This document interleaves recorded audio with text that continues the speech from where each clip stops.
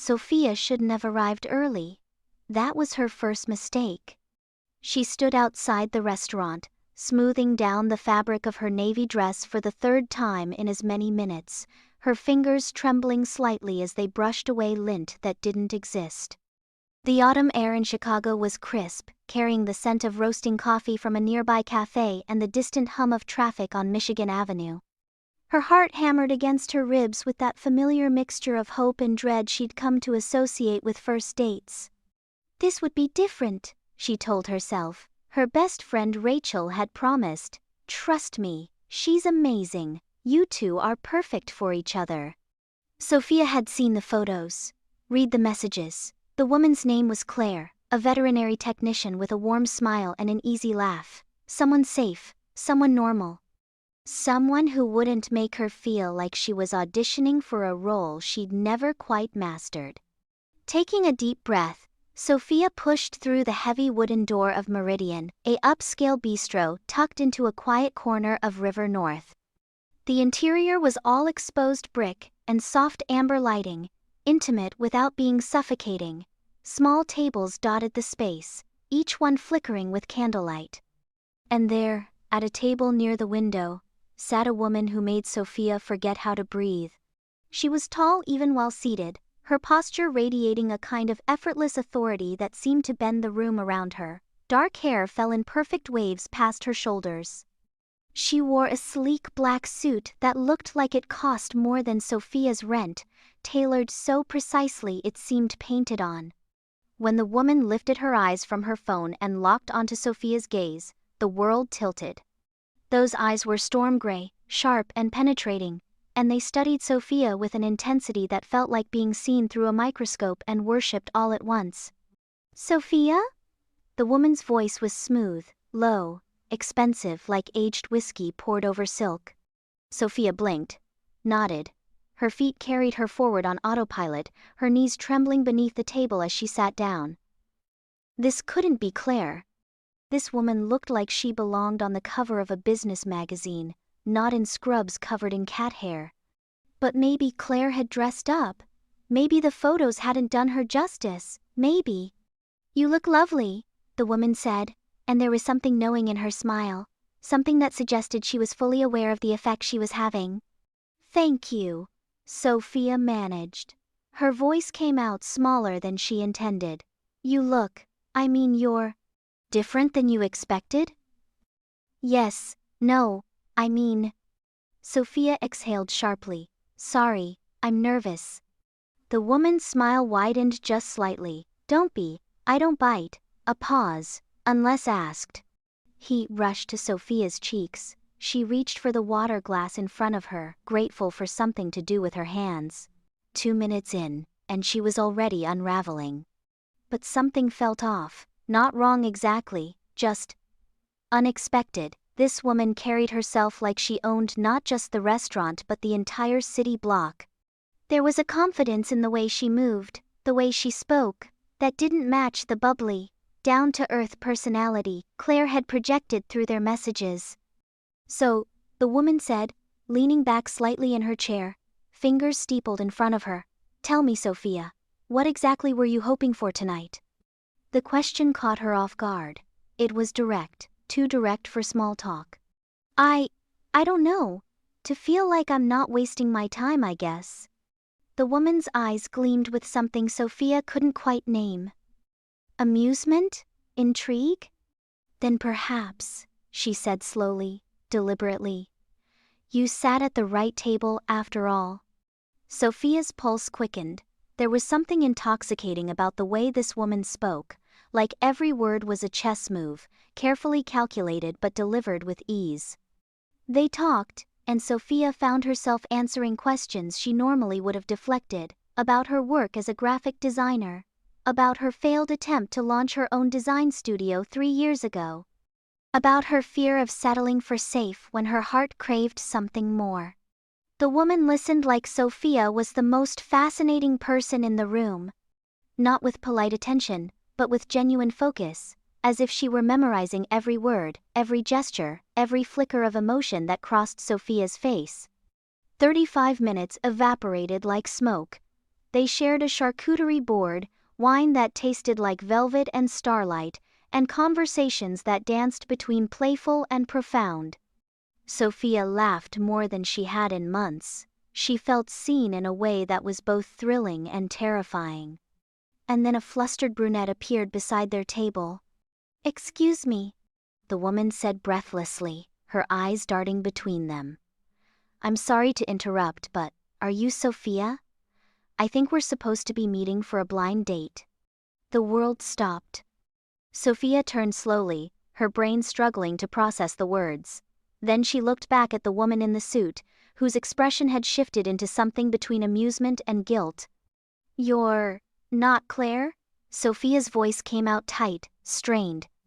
The woman took a slow sip of her wine, that infuriating smirk still playing at the corners of her mouth. "No." "Then who? Why didn't you say anything?" "Because you looked like you needed saving," the woman said simply. "And frankly, I needed an excuse to talk to you." Sophia's mind reeled. "Talk to me? You let me think." "I took a risk," the woman interrupted gently. "You walked in like a question I wanted to answer, so I answered." The real Claire stood awkwardly beside the table, confusion written all over her face. She looked nice, sweet, exactly like her photos. And Sophia felt nothing. She stood abruptly, her chair scraping against the hardwood floor. Her real date was already moving toward an empty table nearby, gesturing for Sophia to follow. Her voice was overly sweet, apologetic, already wrong. "I should go," Sophia murmured, though her feet felt rooted to the spot. "You don't have to," the woman in the suit said. "This is insane." "Is it?" The woman rose slowly, extending a hand. "Or is this what a moment looks like before it changes everything?" Sophia hesitated, caught between two tables, two realities, two versions of what her night could become. "Who are you?" The woman's hand remained extended, steady, and sure. "Evelyn Hartfield, CEO of Hartfield Properties." "And if you sit back down, Sophia, I promise you this night won't be something you'll want to forget." The name hit like thunder. Everyone in Chicago knew Hartfield Properties. Evelyn Hartfield wasn't just wealthy, she was a force of nature. A woman who'd transformed her family's modest real estate business into a multi-billion-dollar empire. She'd been featured in Fortune, Forbes, The Wall Street Journal. She was untouchable. And she was asking Sophia to stay. Sophia looked toward Claire, who was now seated at another table, phone already in hand, clearly texting someone about the bizarre situation. She looked back at Evelyn, at the unshakable calm in her eyes, the challenge dancing there. Against all logic, all reason, against the pull of politeness and expectation, Sophia sat back down. "You're bold," Sophia said. "You're brave," Evelyn replied. "There's a difference, and this isn't just a game to you." "No," Evelyn said, more serious now. "This is instinct, and I always trust my instincts." They talked for another hour, then two. Long after Claire had left looking both bewildered and slightly relieved, long after the staff began clearing other tables, Sophia found herself telling Evelyn things she hadn't said out loud in years. About her failed studio, about the crushing debt that followed, about her fear that she'd spent so long playing it safe that she'd forgotten what it felt like to take a real risk. Evelyn listened, like she was memorizing her. And when she finally said, "I'd like to see you again," it didn't feel rushed or presumptuous. It felt inevitable. Sophia walked home that night under a sky full of stars, clutching her phone like it might combust in her hands, because it now held a message from Evelyn Hartfield, not a missed connection, not a maybe someday. A spark. And sparks, Sophia knew, could become fires. She just hadn't expected to want one quite so badly. Sophia stared at her phone all morning like it was mocking her. She'd barely slept, too wired from the adrenaline, Evelyn's voice still echoing in her head, that amused, confident smile imprinted behind her eyelids. It wasn't just that Evelyn had kissed her hand before leaving, murmuring until next time like a promise wrapped in silk. It was how Sophia had responded to it. How she'd melted. How she'd wanted that next time more than she was willing to admit. But this wasn't normal. It wasn't logical. It wasn't safe. Sophia had been on exactly 19 dates since her last real relationship ended 3 years ago, 19 women, and not one of them had made her feel what Evelyn had managed to do in less than 2 hours. Which either meant Evelyn was dangerous, or Sophia was desperate. Or both. By noon, the message finally came. Friday, 8 p.m. I'll send a car. Bring an appetite. E. No emojis. No unnecessary words. Just direct, controlled, and somehow still dripping with the same seduction Sophia had felt across the table last night. She typed and deleted her reply 3 times before settling on, "Should I be nervous?" The response came almost instantly. "Only if you plan on lying to me." Sophia stared at the screen, pulse quickening. Was this a date? A power play? Some game wealthy people played when they were bored? Or was this what it felt like when you finally collided with someone operating on the same frequency? She spent the rest of the week in a fog of anticipation and dread, alternating between replaying every moment of their first meeting and convincing herself it had all been a fluke. Rachel laughed when she finally told her. "Wait," Rachel shrieked, nearly spilling her coffee. "The Evelyn Hartfield? As in billionaire real estate mogul turned empire builder, Ice Queen of Chicago?" "She's not an ice queen," Sophia said automatically, then paused. "Okay, maybe a little, but not with me." "Oh my God, she's going to eat you alive." Sophia glared. "Thank you for the confidence boost." "No, I mean it in a hot way, like, you'll thank her after." Sophia threw a pillow at her, but the truth was, Rachel wasn't wrong. Evelyn exuded the kind of magnetism that dared you to touch, even as it warned you'd probably burn. Friday arrived with a storm. Rain slicked over sidewalks, thunder rumbled low across the skyline, and Sophia found herself pacing her tiny apartment like it was a cage. At exactly 7:50 p.m., a sleek black town car pulled up outside. The driver held an umbrella and said, "Miss Sophia?" before escorting her like she was royalty. Sophia wore a fitted burgundy dress, just daring enough to be noticed but not so bold it betrayed how out of her depth she felt. When the car stopped in front of one of the Hartfield buildings, not the flagship downtown, but a boutique property in the Gold Coast, Sophia's stomach dropped. "She's taking me to her own building." She was met in the lobby by a concierge who greeted her by name and led her not to a restaurant but to a private elevator. "Miss Hartfield is waiting upstairs." Sophia stepped into the penthouse suite and immediately understood. It wasn't a dinner reservation. It was a world Evelyn had curated. Soft jazz played from somewhere unseen. Floor-to-ceiling windows framed the glittering cityscape.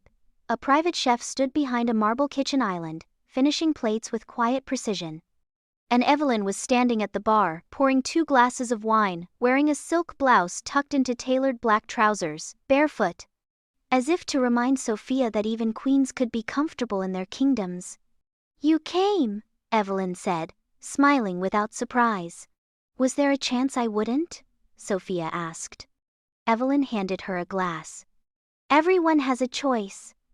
I was hoping you'd make the right one." Dinner was surreal, delicious, intimate. The conversation danced between playful and vulnerable. Sophia told stories about her chaotic childhood. About the first time she fell in love with a woman and how it ended in heartbreak. Evelyn listened with unnerving focus, offering little about herself but asking questions that made Sophia feel seen in ways she didn't understand. Finally, Sophia put her fork down. "Why me?" Evelyn sipped her wine. "What do you mean?" "You could have anyone. You probably have had everyone. So why go after some woman sitting at the wrong table?" "Because I wasn't looking for someone perfect," Evelyn said. "I was looking for someone real." "And you think that's me?" Evelyn met her gaze. "I think you're pretending you don't want this as much as I do." Sophia swallowed hard. "This is moving fast." "Then tell me to stop." Sophia opened her mouth, closed it. I can't. Evelyn reached out, brushing her fingers lightly over Sophia's wrist. The touch was electric. Good, she murmured. Because I don't like playing games, but I also don't offer second chances if someone walks away. Is that a threat? Sophia asked. No, Evelyn said softly. It's a boundary. Sophia leaned in, the tension between them taut and humming. What exactly are the rules then? No lying, no pretending, no half measures. If we do this, Sophia, we do it completely. Sophia should have run, should have said she needed time. But instead, she whispered, then I guess I'm all in. Evelyn smiled like a wolf in velvet. And for the first time, Sophia didn't feel like prey. She felt like a match held to gasoline. Sophia hadn't intended to stay. She had told herself, out loud, in the car ride over, at least 3 times, that she would eat, keep things light, leave with dignity intact. She had worn perfume, but not the expensive kind, a dress that was elegant but not seductive, a careful balance, measured, controlled. But nothing about being near Evelyn Hartfield was controllable. Nothing about the way she looked at Sophia, like she was the most fascinating risk in the room. Nothing about the way her voice dipped low when she said Sophia's name, like it was a secret too delicious to share. And now, somehow, it was nearly midnight. Sophia was barefoot on a velvet rug, a glass of wine forgotten on the coffee table, and Evelyn was sitting close, too close, watching her like she could taste every flicker of emotion that passed over Sophia's face. You said you don't play games, Sophia murmured. But this feels like one. Then, maybe you're not used to being wanted, Evelyn replied, voice smooth as silk, but with that dangerous honesty curling beneath it. At least not like this. You don't even know me, Sophia said, not sure if she wanted to argue or confess. You don't know what I've done, what I've failed at. I know your eyes give away more than your words do. I know your laugh isn't something you offer freely. I know you hide behind sarcasm because honesty scares you. And I know you're terrified of the fact that you want this, right now, more than you want to keep yourself safe. Sophia stared at her, breath caught in her chest. No one had ever spoken to her like that, like they weren't just listening, but reading. This is insane, she whispered. Maybe, Evelyn said, tilting her head, but it's real. And it was. That was the terrifying part. Because Sophia had dated women who said all the right things but never made her feel this raw. She had been admired, complimented, even loved, but never seen. Not like this. Evelyn stood, crossed the space between them, and offered her hand. Come here. Sophia hesitated, then placed her fingers in Evelyn's palm. She expected Evelyn to kiss her. Instead, she led her to the massive window overlooking the city. What do you see? Evelyn asked. Lights, Sophia said, breath shallow. Noise, distance. I see opportunity, power, 1,000 lives happening all at once, and in all of them, I still want to be right here. Sophia turned, found Evelyn's eyes already on her. With me? Yes. Sophia didn't speak. She couldn't, because her body was already leaning forward, pulled by something magnetic and irreversible. When their lips finally met, it wasn't soft. It was claiming. It was need pressed into every inch of skin. Sophia melted and burned all at once, her hands tangling in Evelyn's silk blouse as Evelyn's arms wrapped around her waist, pulling her in like she'd waited forever for this exact contact. It wasn't perfect, it was hungry. And Sophia realized, somewhere between the second kiss and the third, that she hadn't touched anyone in months, not like this, not without regret. When Evelyn finally pulled back, both of them breathless, Sophia didn't step away. Is this still instinct? She asked, voice trembling. This, Evelyn said, her forehead resting lightly against Sophia's, is certainty. Sophia exhaled, long and shaky. I can't just fall into something without knowing where it's going. Then tell me what you need to feel safe. Consistency, Sophia whispered. Honesty. No disappearing. No using me like a distraction. You're not a distraction, Evelyn said firmly. You're the first thing I've wanted for myself in a long time. But you live in a different world. Then I'll make space in mine for you. Sophia wanted to believe her. God, she wanted to. But life had taught her not to trust grand gestures. So she stepped back, heart still thudding in her chest, and said, "Then prove it." Evelyn's smile returned, small but sharp. "Dinner. Tomorrow night. My driver will take you home tonight and pick you up again at 7. You choose the place this time. Your world." Sophia narrowed her eyes. "And you'll actually show up?" "I never say things I don't mean, Sophia." And somehow, Sophia knew that was true. She left the penthouse in a daze, fingers still tingling from the way Evelyn had held her. She climbed into the car with a mind full of what-ifs, of maybes, of too much too soon. But beneath it all, steady and unmistakable, was a thread of hope. Not the naive kind she'd carried into other dates. This was sharper, heavier, and much, much more dangerous. The next morning, Sophia made a reservation at her favorite hidden Italian spot, a tiny hole in the wall in Wicker Park, run by a retired opera singer and her wife. It wasn't fancy. It wasn't rich. But it was hers. She didn't tell Rachel all the details, just that she was seeing her again.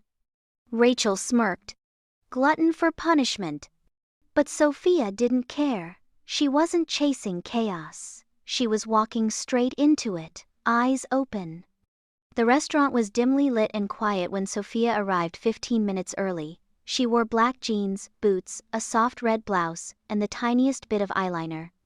Nothing like the polished woman Evelyn had met at the penthouse. She wanted to be real. She wanted Evelyn to meet all of her, messy, hopeful, afraid. At exactly 7 p.m., the door opened, and Evelyn walked in. She wore no suit. Her hair was pulled back in a loose ponytail. She wore a leather jacket over a simple white t-shirt and dark jeans. No heels. And when she saw Sophia, her whole face softened.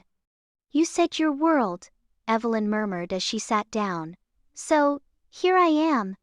And just like that, the balance shifted. Not power for power, not seduction for obedience, but something else. Something frighteningly close to equal footing. Sophia smiled. For the first time in a long time, she wasn't pretending. And neither was Evelyn.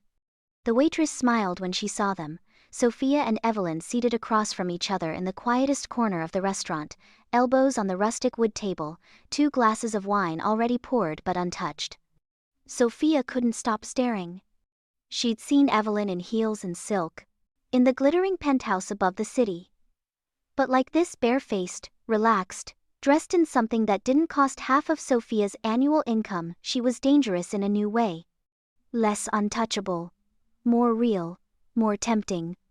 "You're quiet tonight," Evelyn said gently, running her finger along the rim of her glass. Sophia blinked. "I'm just processing." "Bad sign?" "Not yet." Sophia smiled faintly. "I think I'm just not used to this." "Dinner?" "No. You showing up like this, letting me see the person behind the name." Evelyn's gaze sharpened. "Is that what you're doing? Looking for cracks?" "I'm looking for something that doesn't scare me." "And?" Evelyn tilted her head, still deciding. Sophia nodded slowly. Evelyn laughed softly, a sound Sophia was beginning to crave. "That's fair." They ordered pasta and red wine and shared bread like old lovers instead of 2 women who'd technically only just met. Conversation floated between them like it belonged there, effortless, surprising. Sophia asked about Evelyn's first job. Evelyn told her she'd once worked the front desk of her father's hotel under a fake name for an entire summer. "He wanted me to earn the right to run the business," she said, twirling pasta on her fork. He thought I needed to understand what it was like to work 12 hours on your feet and still smile. And did you understand? Evelyn sipped her wine. Not right away. I was angry. But I learned. And now I hire people who remind me of that summer. People who make me want to be better. Sophia studied her. You weren't what I expected. What were you expecting? A woman who builds real estate empires doesn't usually show up in Converse and a leather jacket. I don't usually show up, Evelyn said quietly. Not like this. Sophia's chest tightened. She hated how much she wanted to believe her, how every carefully placed wall inside her was already starting to bend. So why now? She asked. Why me? Evelyn leaned forward, elbows on the table. Because you're complicated, and I like complicated. Sophia laughed, caught off guard. You're the only person who's ever said that like it's a compliment. It is. Most people want easy, simple, predictable, but you make me work for it. You make me want to earn the next word out of your mouth. Sophia flushed. You don't even know if I snore yet. I'll find out eventually. That's a bold assumption. I told you, Evelyn said, voice lower now. I don't chase things I don't want, and I don't say things I don't mean. Sophia took a long sip of wine, trying to steady herself. It wasn't just the flirting, it was how Evelyn made it feel safe to want something back. You scare me, she said quietly, because I don't know what you want from me. I want you to stop waiting for me to disappear. That made Sophia pause. Everyone disappears eventually. Then I guess I'll have to prove you wrong. Dinner ended in the kind of silence that wasn't awkward. It was full, electric. Neither of them rushed to leave. When they finally stepped out into the cool Chicago night, the city felt gentler somehow, more forgiving. Let me take you home, Evelyn said. Sophia hesitated. No pressure, Evelyn added. Just let me be the person who gets you there safe. That was the problem. She wanted Evelyn to take her home. She wanted the pressure, the ache, the unraveling. But she also wanted to keep a shred of herself intact. So she nodded. And when the driver pulled up, she slid into the back seat beside Evelyn in silence. Halfway across the city, Evelyn reached across the seat and took Sophia's hand. Just that. Fingers laced, warm and certain. Sophia looked down at their hands, then at Evelyn's profile in the soft city glow. Do you always get what you want? No, Evelyn said, but I always fight for it. And what if I don't want to be a thing to win? Evelyn turned to her. Then tell me how to make you feel like more. Sophia exhaled, heart hammering. I don't need grand gestures. Good, because I don't make them, I make plans. When the car stopped outside Sophia's building, Evelyn stepped out first, opened her door. Sophia stared at her. You really want to come up? I want what you want, Evelyn said, but I'm not here for just one night. Then why are you here? Evelyn stepped closer. Because I think I could fall for you, and I don't say that lightly. Sophia's breath caught. You barely know me. Then let me. Sophia was trembling. Not from fear, but from the weight of possibility. Okay, she whispered. Come up. Inside, Sophia's apartment was small, warm, cluttered with art prints and mismatched furniture. A half-drunk cup of tea on the counter. Books stacked beside the couch. Evelyn walked in slowly, like she didn't want to disturb anything. This feels like you, she said. It is me, Sophia replied, flawed and unfiltered. Good, Evelyn murmured. That's the version I want. They didn't kiss right away. They sat on the couch, knees touching, talking about everything and nothing. Sophia showed her a painting she'd done. Evelyn asked about the scar on her hand. And when the silence came, thick and sweet, it was Victoria who leaned in first. This kiss was different, slower, less urgent, but deeper somehow. Sophia felt it in her spine, in her gut, in the part of her that never let anyone all the way in. When they finally pulled apart, Sophia pressed her forehead to Evelyn's. "This is happening, isn't it?" "Yes," Evelyn whispered, "unless you don't want it to." "I don't know what I'm doing." "Neither do I. That's what makes it honest." Sophia smiled. And for the first time in a long time, she didn't feel like she was about to lose something. She felt like she was about to begin. Sophia woke up to sunlight slanting through her bedroom window and the softest warmth at her back. For a few disoriented seconds, she thought she'd dreamed it all. The dinner, the wine, the way Evelyn had looked at her like she was already hers. But then she shifted slightly and felt fingers tighten gently around her waist, a breath, slow and steady, near her neck. And Evelyn's voice, sleepy and low, "Good morning." Sophia didn't move. She let the silence stretch, let the moments settle over her skin like a second blanket. This wasn't just waking up next to someone, it felt like waking up inside a decision she hadn't realized she'd already made. "You stayed," she whispered. Evelyn pressed her lips to Sophia's shoulder. "You asked me to." "I didn't think you'd actually." "I meant what I said, no half measures." Sophia turned slowly until they were facing each other in the sheets. Evelyn looked softer in the morning light, hair slightly tousled, eyes heavy with sleep but still alert. "You always look this composed when you wake up?" Sophia asked, voice light. Evelyn smirked. "You're the first person who's been in bed with me long enough to ask." Sophia raised an eyebrow. "Oh, so I'm just another first for you?" "No," Evelyn said, more serious now. "You're the one I never expected to want this badly." Sophia's chest tightened. "You don't even know if I hog the covers." "You do," Evelyn said dryly, "but I don't mind." They laughed, the kind of laugh that cracks something open. After a long pause, Sophia asked, "What happens now?" "Breakfast. Then you tell me how your day looks, and I try to fit into it." "You want to fit into my day?"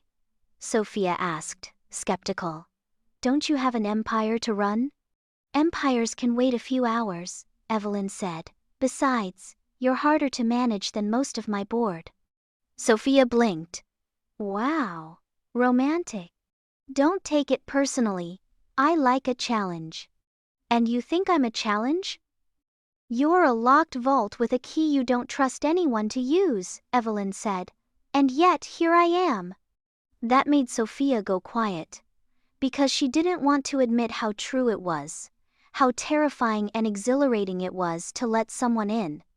They ate breakfast on the couch, Evelyn in one of Sophia's oversized t-shirts, Sophia in leggings and a messy bun, coffee in mismatched mugs, eggs slightly overcooked.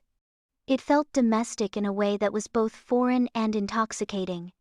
Sophia couldn't remember the last time she'd let herself share a morning like this. Not just the bed, the morning, the normalcy.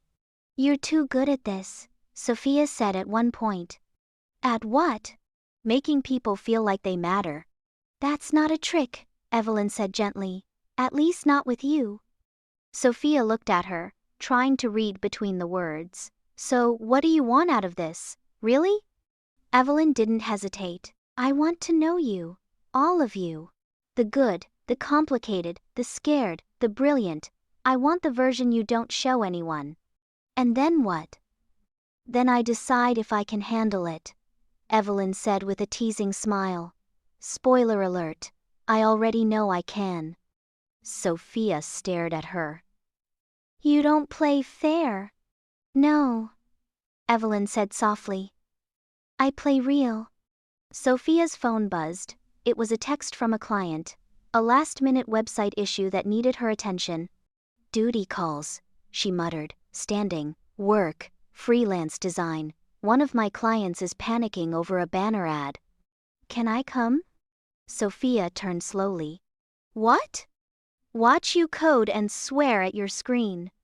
"Exactly," Evelyn said. "I want to see your world." "Part of my world is messy."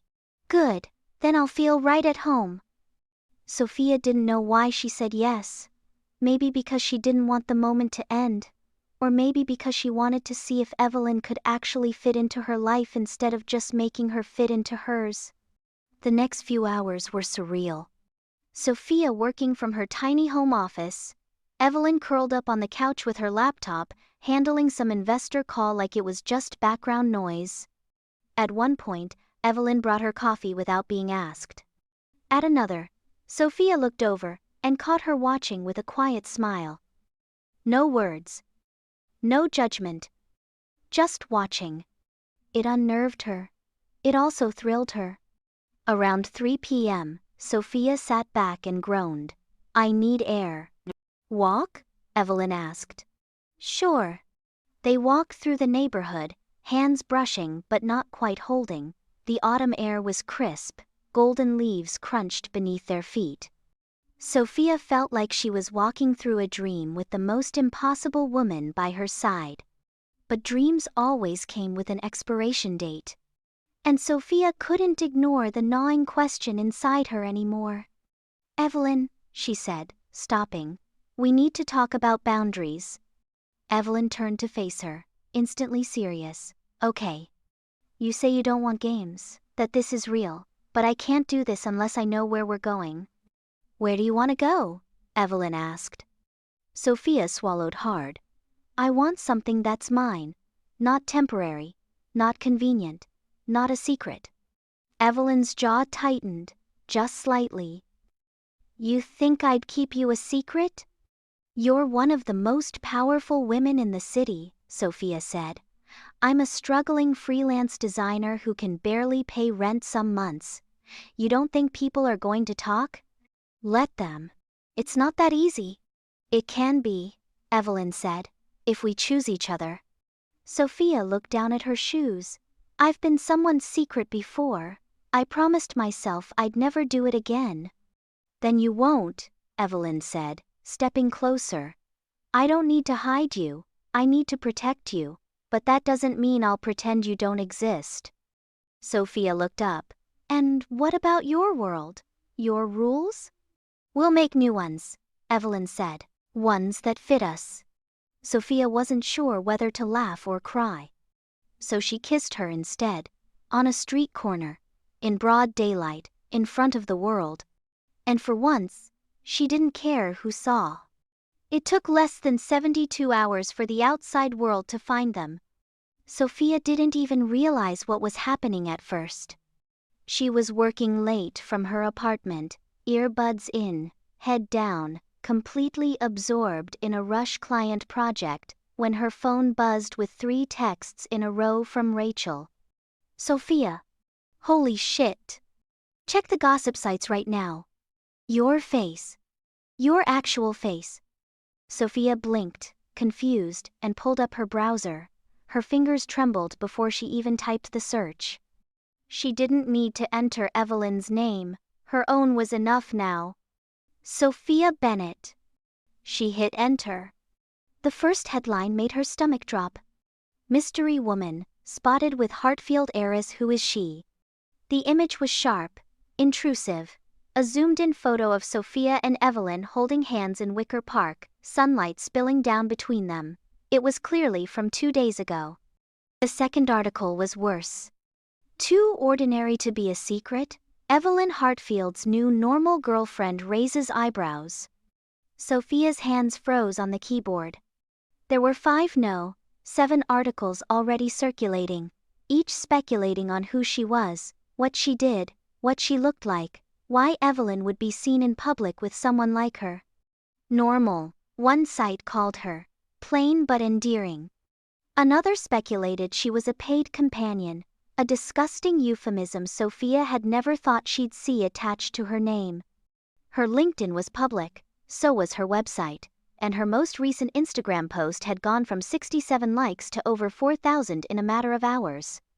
The comments were vicious, curious, some kind, most not. She sat frozen in her desk chair, heart pounding against her ribs like it was trying to escape her body. A knock at her door nearly made her scream. When she opened it, Evelyn was standing there, not in designer heels or her power suit armor, but in jeans and a coat, holding 2 coffees. Her expression shifted the moment she saw Sophia's face. "You saw it." Sophia stepped back without a word and let her in. "It's everywhere," she said numbly. "I know." Evelyn closed the door behind her. "I'm sorry." "You didn't warn me." "I didn't know it would happen this fast," Evelyn said. "Someone must have tipped them off, maybe a pedestrian, maybe someone from my own staff. I'm sorry." "They think I'm some hired something." "They're vultures," Evelyn said. "They feed off assumptions." "My client saw it. My inbox is full of people asking if I'm available for press. Like, I don't even know what they think I am. I can call someone, have the photos taken down." "But it's out there now," Sophia snapped. "It's out there, and I'm out there, and I didn't get to choose that." Evelyn took a breath. Calm and steady. "You're right, and I should have prepared you, but I can't control the press. I can only control how I respond to it, and how I protect you." "Protect me?" Sophia repeated. "I don't want protection. I want to not feel like my life just became someone else's circus." Evelyn stepped closer.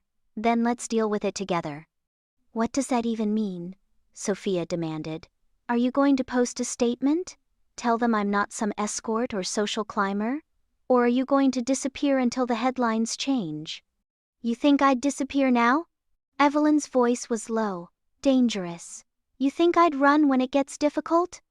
Sophia opened her mouth, then closed it. She didn't know what she was thinking. She only knew that her world had been turned inside out without warning. And the woman who had walked so confidently into her life had also dragged her into the light without asking if she was ready. "I don't know what I think," Sophia admitted, softer now. "But I know I feel exposed, and small, and like none of this is mine anymore." Evelyn's eyes softened. She reached out, but Sophia took a step back. "Not yet," Sophia whispered. "Okay," Evelyn said gently. "I'll give you space, but not distance. I'm not going anywhere, Sophia. Not unless you ask me to." Sophia didn't respond. She just nodded. Evelyn left quietly. And Sophia collapsed on her couch, phone still buzzing beside her, the weight of being seen without consent settling into her skin like frost. The next morning, she woke up to a new post on Evelyn's official Instagram. A single photo, unfiltered, of Sophia's painting from her living room wall. The caption read, "The most beautiful things are the ones that weren't meant for show." It had over 200,000 likes in 2 hours. Sophia didn't know how to feel. It wasn't a full statement, but it was something, and it reminded her that Evelyn had seen her, had remembered. But it didn't stop the calls, or the comments, or the whispers from neighbors she didn't even know. The media storm only got louder. Her work suffered. She couldn't concentrate. She couldn't sleep. And when she finally answered Rachel's 5th call, she didn't even have the energy to fake a smile. "I didn't sign up for this," she told her. "I just wanted to fall in love with someone who made me feel safe." "You're falling in love?" Rachel asked carefully. Sophia froze. "I didn't mean—" "Yes, you did," Rachel said. "And that's okay. But you need to ask yourself, is this about the press, or is this about what loving her will always come with?" Sophia sat in silence long after the call ended. That night, she opened her door and found Evelyn waiting again. No security, no driver, just her, hands in her coat pockets, looking tired and human and impossibly steady. "I don't have a solution," Evelyn said, "but I'm here." Sophia let her in. "I don't want to disappear," she said quietly, "but I also don't want to lose myself." "Then don't," Evelyn said. "Let me meet you in the middle. We'll find the line together." And for the first time since the world had cracked open, Sophia believed they just might. The apartment was too quiet after Evelyn left again. Sophia sat at her desk, eyes unfocused, staring at the same line of code she'd been editing for 30 minutes. she knew the problem wasn't in the code. It was in her. In the swirl of uncertainty that had taken up permanent residence in her chest since the articles dropped, she'd never imagined what it would feel like to be thrown into someone else's spotlight. Her life had always been hers. Private, low profile. Hers to shape and rebuild.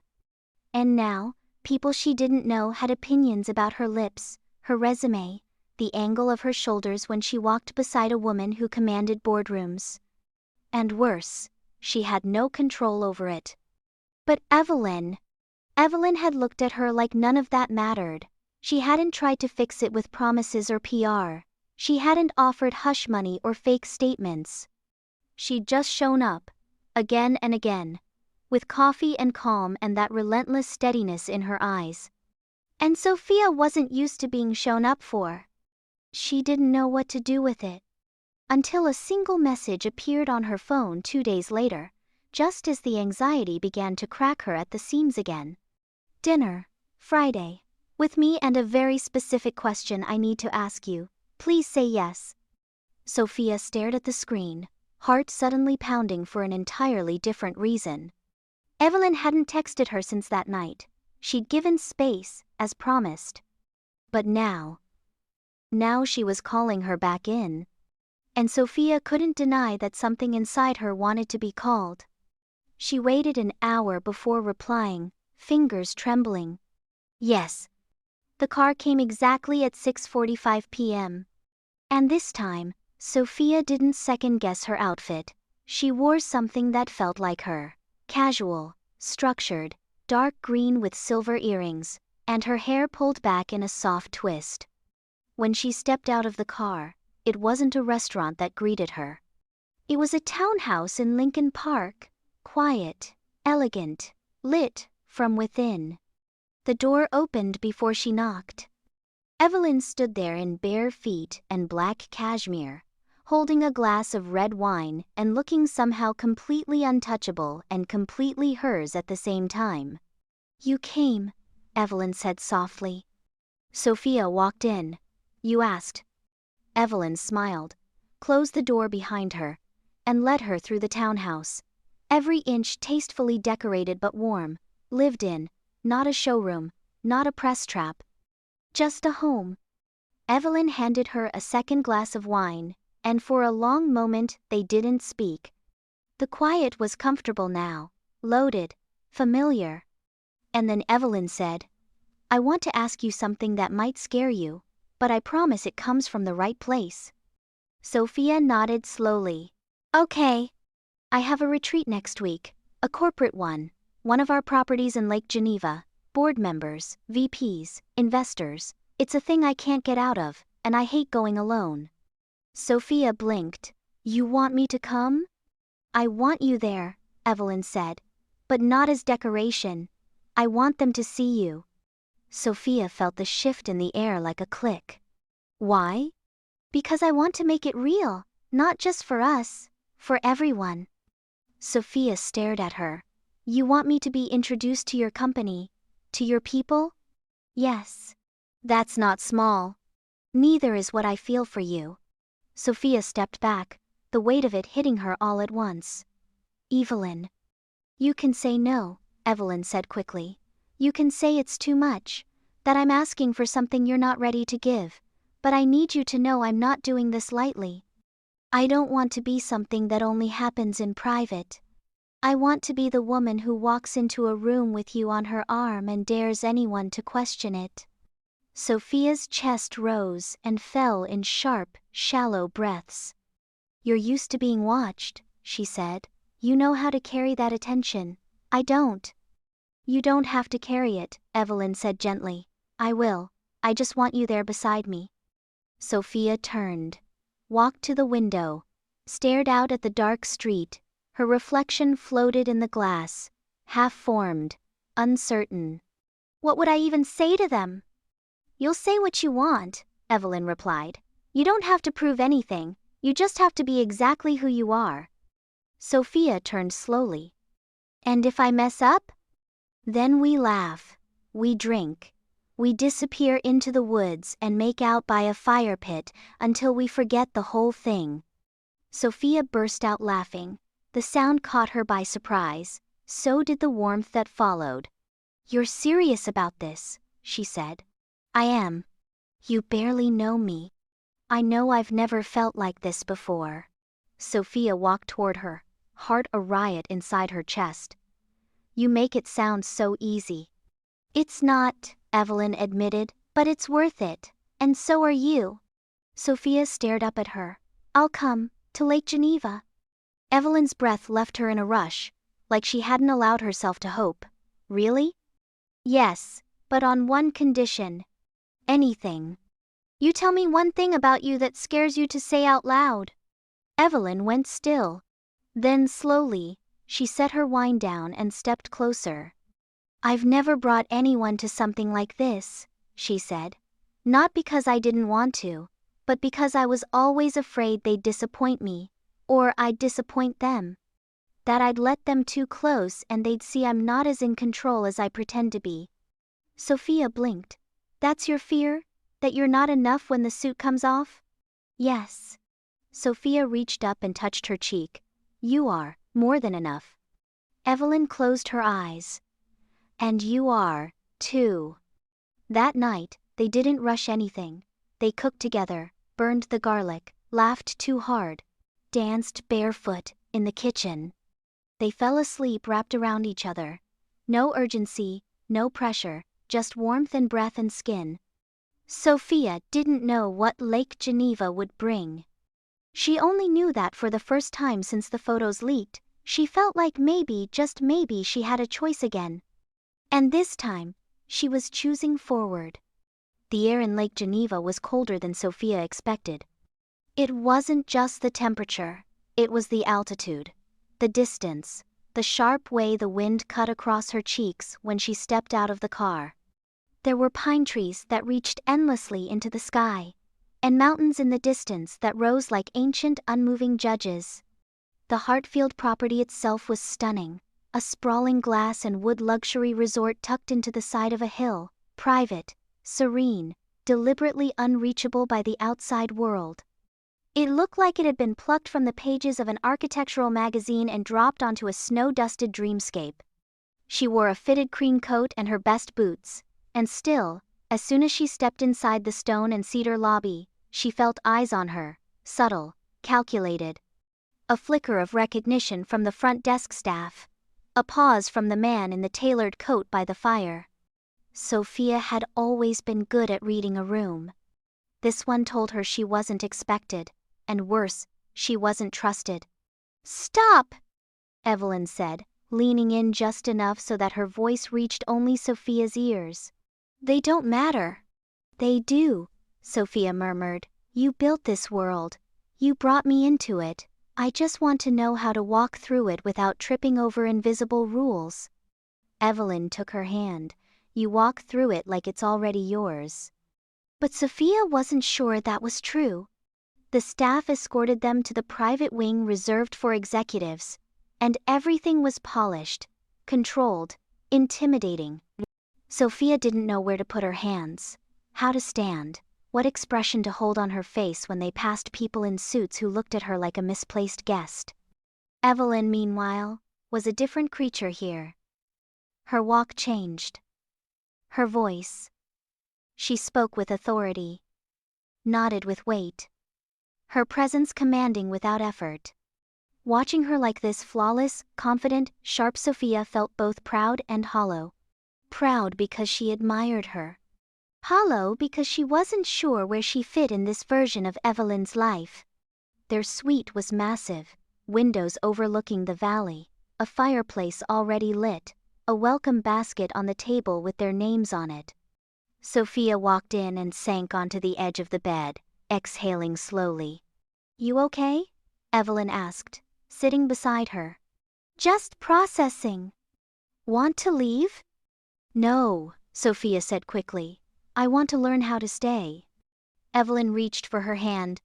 "Then I'll help you."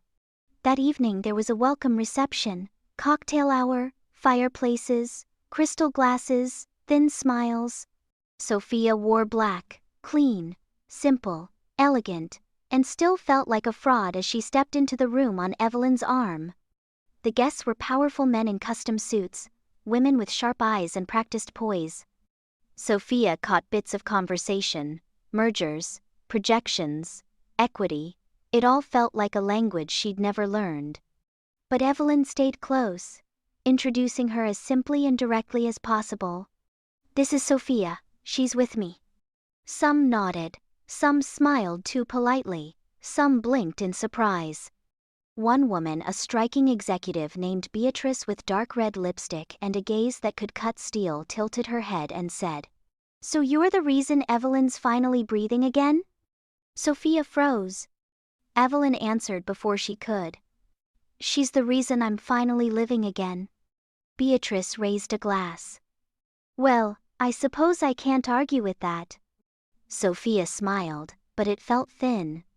Later, after too many stairs and too few safe places to land, she stepped outside onto the balcony alone. The cold bit at her cheeks, but she welcomed it. She needed something real, something unscripted. Behind her, the door opened. "Evelyn." "Of course." "You left," she said softly. "Just for air." "Too much?" Sophia nodded. "But I'm still here. I saw you with Beatrice."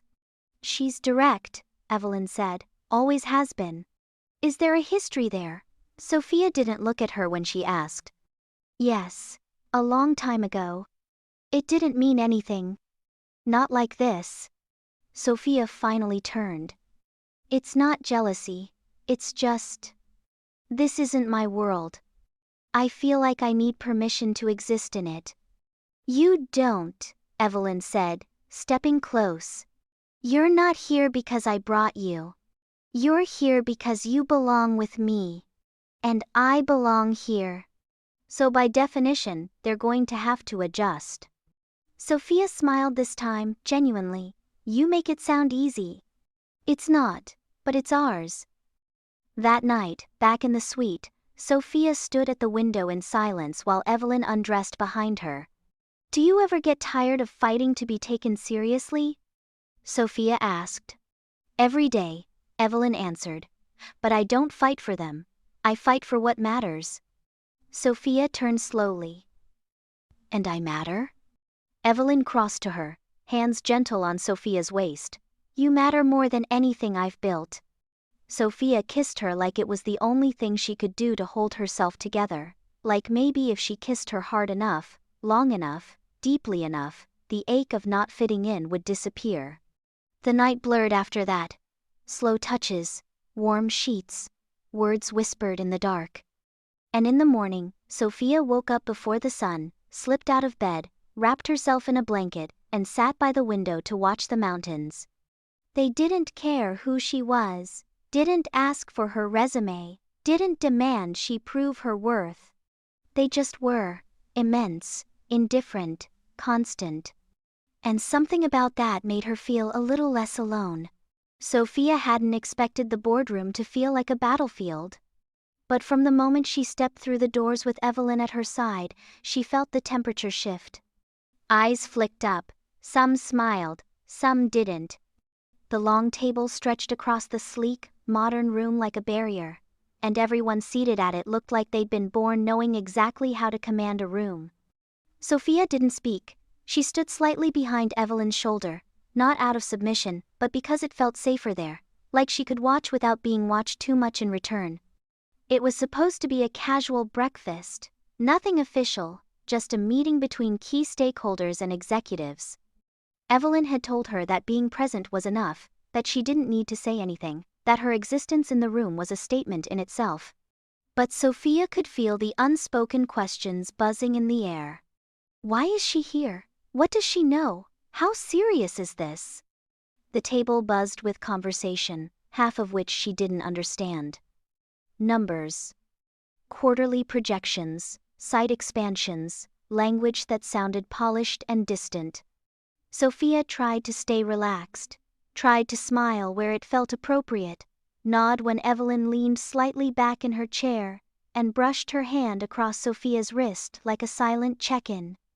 But then, mid-conversation, one of the senior partners, an older man in a navy suit with sharp cheekbones and a sharper tongue, turned his eyes directly to her. "Miss Bennet, isn't it?" Sophia blinked. "Yes. Evelyn tells us you're creative. What field, exactly?" The room fell quiet. Sophia felt every molecule of pressure land squarely on her chest. "I'm a designer," she said calmly. "Digital design, UX, branding, some front-end development." The man tilted his head. "Interesting. And is that your background academically as well?" "No," she said. "My degree is in art history." A slight pause, the kind that feels louder than words. "Ah," he said. "So a creative mind. That explains Evelyn's interest." The implication wasn't subtle. It hung there, stinking of condescension, like she was some aesthetic indulgence rather than a person of substance. Sophia felt her throat tighten. But then Evelyn spoke, voice steady and calm. "Sophia has worked with early-stage startups and corporate rebrands. Her interface redesign for a finance app last quarter increased engagement by 23%. She's modest, but she's good at what she does." The man smiled. "Not quite genuine. Impressive. Though I imagine your world and ours don't intersect often." Sophia smiled tightly. "They do more than you think. Design is about guiding people. About clarity. About giving people something they don't even realize they need yet. That's not so different from running a company, is it?" A murmur of amusement moved around the table. Someone even smiled for real. Evelyn looked at her. Not with surprise, but with something warmer. Deeper. Pride. After the meeting, as they stepped into the hallway, Evelyn slipped her hand around Sophia's waist and whispered, "You didn't have to say anything, but I'm glad you did." Sophia's hands were still shaking. "I didn't plan to." "That makes it even better." "I don't want to be your proof," Sophia said. "Your prop.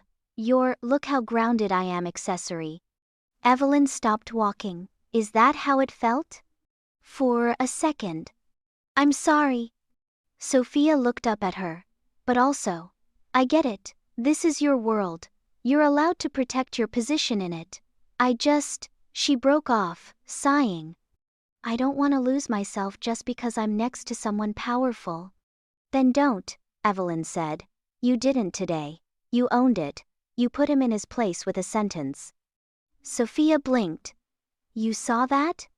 "Of course I did. He was a jerk." "He's a relic," Evelyn muttered. "Most of them are. But you handled it better than most of my execs would have." "You really think I was good in there?"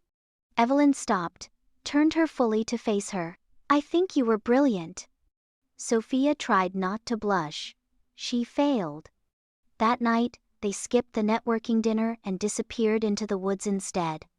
There was a trail behind the resort, freshly dusted in snow, and they walked it in silence for a while. Evelyn's gloved hand wrapped around Sophia's, breath visible in the cold. The mountains were darker now, still watching. "I keep waiting for this to collapse," Sophia said softly. "For the moment where I wake up and realize you were never mine." "I was never anyone's," Evelyn replied. "Not until you." Sophia stopped walking. "Do you mean that?" "Yes, even if this gets harder, especially if it does." Sophia leaned into her, pressing her forehead to Evelyn's shoulder. "I'm scared." "So am I," Evelyn whispered. "But I'm not going anywhere." Later, back in the suite, they made love slowly, without urgency, as if every kiss was a confirmation, every touch a promise. Sophia didn't feel like a stranger anymore. She felt like something had shifted, like maybe, just maybe, the mountain was beginning to accept her. And in the dark, as she lay tangled in Evelyn's arms, she whispered something she hadn't said in years. "I think I'm falling in love with you." She felt Evelyn's breath catch, then arms tightened around her. "Don't think," Evelyn whispered. "Just fall. I'll catch you." Thank you for watching The Wrong Table. If you enjoyed this story, please like, comment, and subscribe for more emotional lesbian love stories.